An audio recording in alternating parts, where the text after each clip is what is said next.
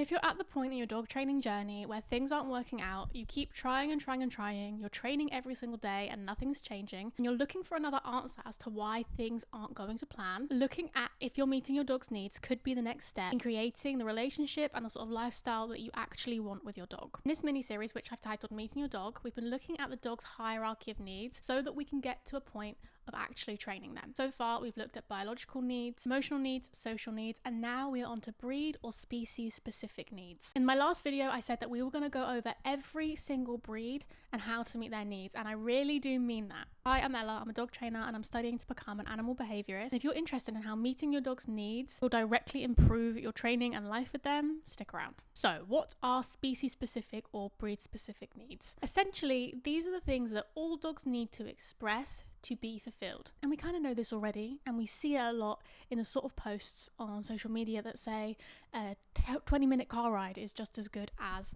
an hour in the park, which I don't think is true. The point I think it's getting at is the antithesis of what we hear so often and what I grew up hearing, which was that a tired dog was a happy dog, which is not the whole story. More accurately, a fulfilled dog is a happy dog. The truth is, if you take your dog out every single day to the same park or walk the same few routes, or you just walk in a field around the edge 3 times and that's how you tire your dog out, you're not actually fulfilling them. You're just walking them around, they know what to expect, it's similar smells every single day, they have a similar routine, but there isn't much fulfillment there isn't much breed or species specific fulfillment. So what do most people do? They say, okay, well, I'll walk for an hour and a half, I'll walk for 2 hours. What you've actually just done is created a fitter dog who is less fulfilled. So now your dog is fitter so they can do more and go further, but the fulfillment level is still the same, they're still unfulfilled. That's how we get erratic dogs. That's how we get dogs that don't listen. That's how we get dogs that are interested in every single thing in the environment other than you. A dog who has their needs met is a dog who isn't desperate. They don't have to go and say hello to every single dog because they have their need met. They don't have to intensely sniff every single smell and you couldn't possibly recall them off of it because they've had that need met. And species-specific needs as a whole are really important, but breed-specific needs, I would say, are even more important. It's important to remember that we have bred dogs for hundreds of years to do very specific jobs. We do have some all-rounders like pointers or German shepherds, but most dogs were bred with one job in mind, whether that be a lap dog or to protect the house, whether that be to hunt game or to bring it back. The majority of dogs have one thing that they were bred to do, and this is even more important if you have a dog from working lines. The lines do get a bit more blurred when we look at crossbreeds, but the truth is, most of the dogs have the same intrinsic needs. But the fun of having a crossbreed or a mutt is that you get to investigate. You get to find out what it is they find fulfilling. And also, your dog might not like to do what they were bred to do. So once I've given you this list and you know what to look for and you know what to try out with your dog, so we can all go off and investigate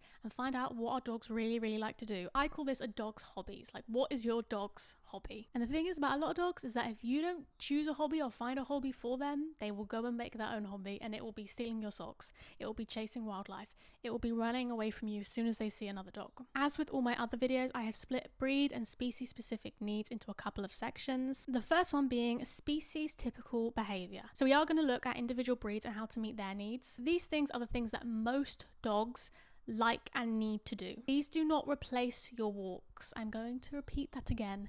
These do not replace your walks. Your dog needs aerobic exercise. They need to get their heart rate up.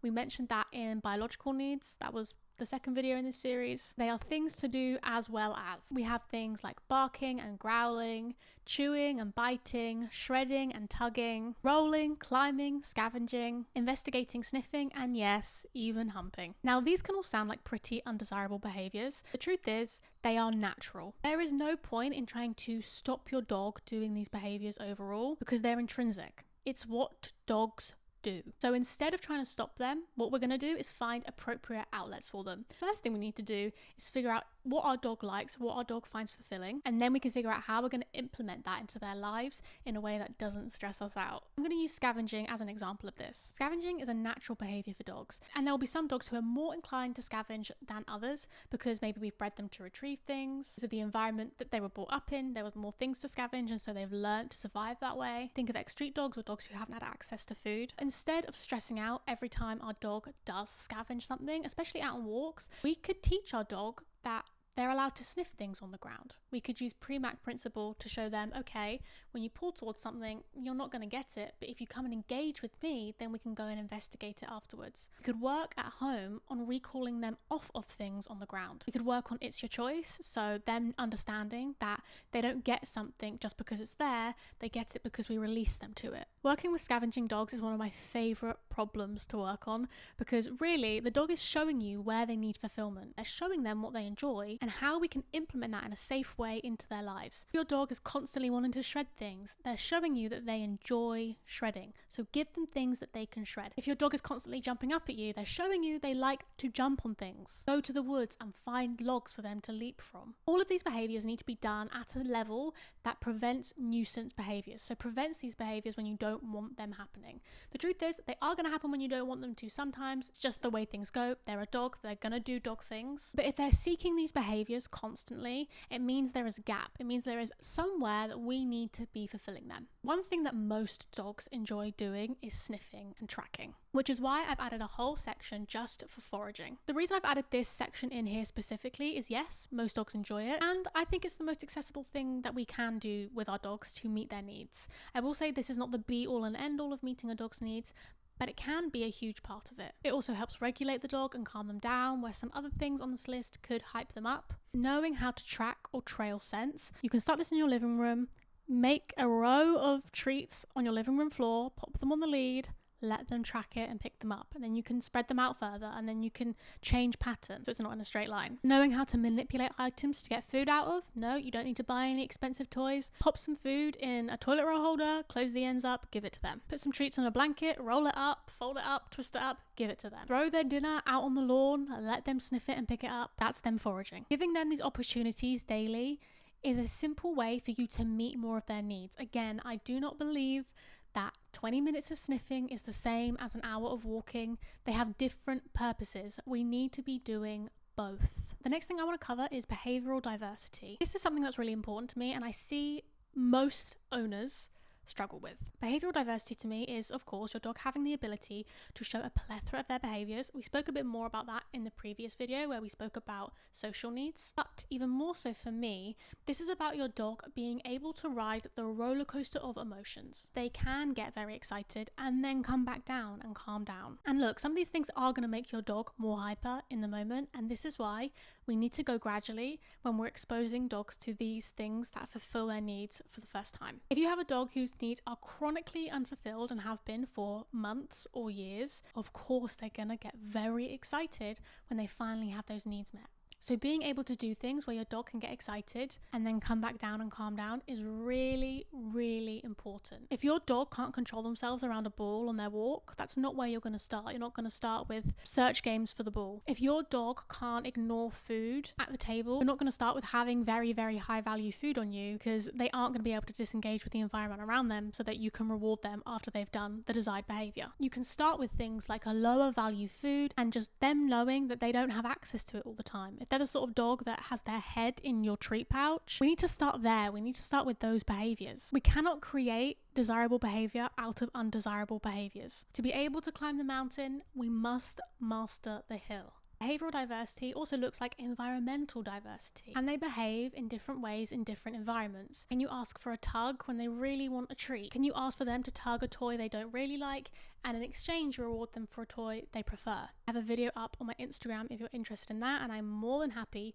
to do a longer video on the exchange of value. A dog who can handle the roller coaster of emotions is a resilient dog, and a resilient dog is a more content dog. Okay, now we're on to maybe the most important part of this whole series, and that is meeting your dog's breed-specific needs. I said I was going to go over every single breed, and I meant I'm not going to sit here and name every single one and go through them all, because I don't need to. There is a sequence of events that every single dog knows intrinsically, that every single dog repeats intrinsically, a naturally occurring state that meets their needs. And this is called the prey sequence. Prey sequence goes something like this: track, stalk, chase, bite, kill, dissect, consume. Every single dog will know this sequence, even if they haven't practiced it. And I bet you your dog is practicing it without you even realizing. Does your dog chase food when you throw it? That means they've tracked it, they've stalked it, they've chased it, and they've consumed it. So your dog is practicing the prey sequence all the time. This is the basis of most of the things we do with our dogs. It's why toys have squeaks in them, because it's replicating them killing an animal. It's why flirt poles work so well, because we're replicating the stalk and chase. It's why the sniffy games work so well, because they're tracking. It's why your dog shreds their toys, they're dissecting. It's why your dog eats random things on the floor, they're tracking and consuming. It is the basis of the majority of a dog's behaviour and the majority of ways in which we interact with them. And if we look at the prey sequence in more detail, what we find is certain breeds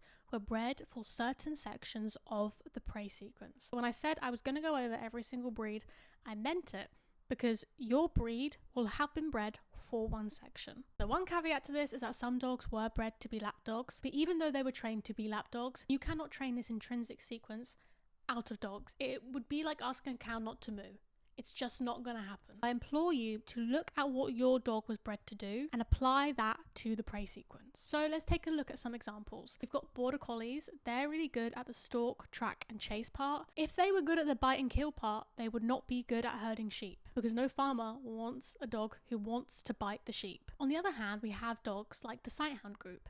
Now, sighthounds like the whole prey sequence. If you've ever seen a sighthound catch an animal, at the end, they pick it up and they shake it and they try and start consuming it. They're not very good at bringing it back, which brings us to our retrieving breeds. These dogs are very good at track, stalk, chase, and bite without causing any indentation on the animal. And this is when we can teach things like a retrieve, because they're not so focused on consuming. Each breed will have a section of this that they are better at. And I will say now, there will be some dogs who don't like to do what they were bred to do. And that's okay. We can just let them do the other jobs. And all this information is well and good, but how do we actually apply this to our lives? Because we can't let our dogs run around and start chasing wildlife and consuming pigeons and squirrels. So what do? We replicate this in their real life. First of all, let's figure out which sections of this our dog enjoys. I need you to think outside the box here, because I have had so many people come to me and say, well, my dog doesn't chase wildlife. My dog isn't interested in wildlife, so the prey sequence must not apply to them. No.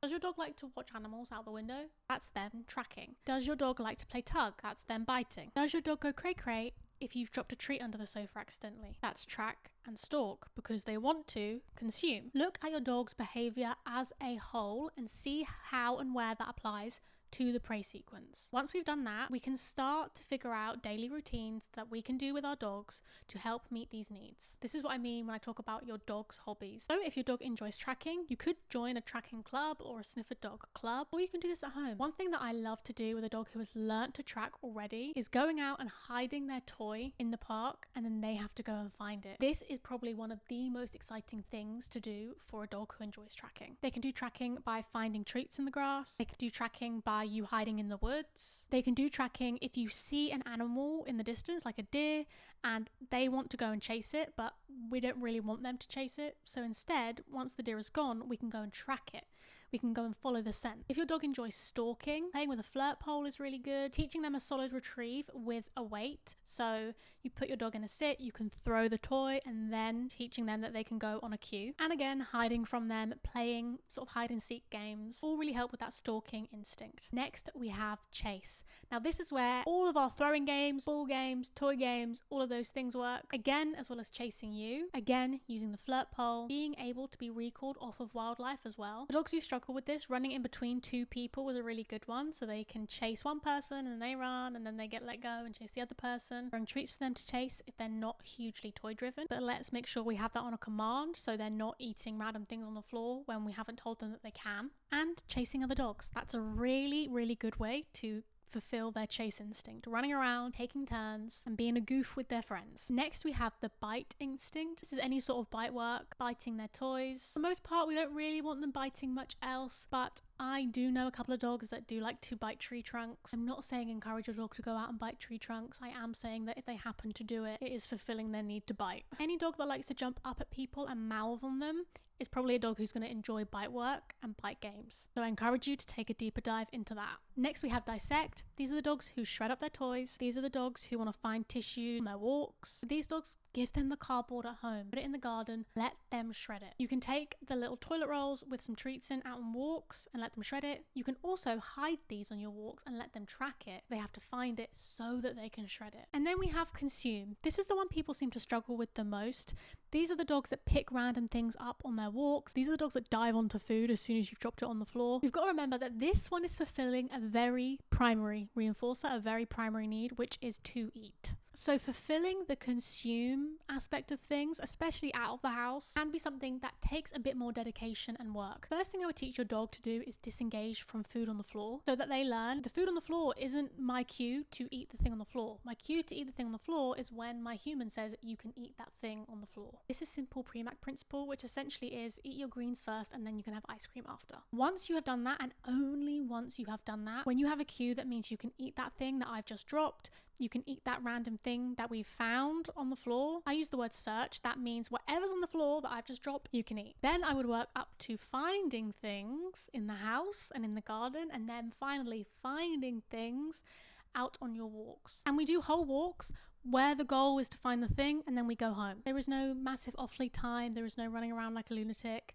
Our walks are varied. I'm going to note now that these things are things that we do in conjunction to exercise. Yes, you can do these things at the start of your walk, middle of your walk, end of your walk, but you can also have whole walks where all you're doing is fulfilling this need. Maybe your morning walk is your long, hour-long, 2-hour-long walk, but your afternoon walk, you're actually not really walking.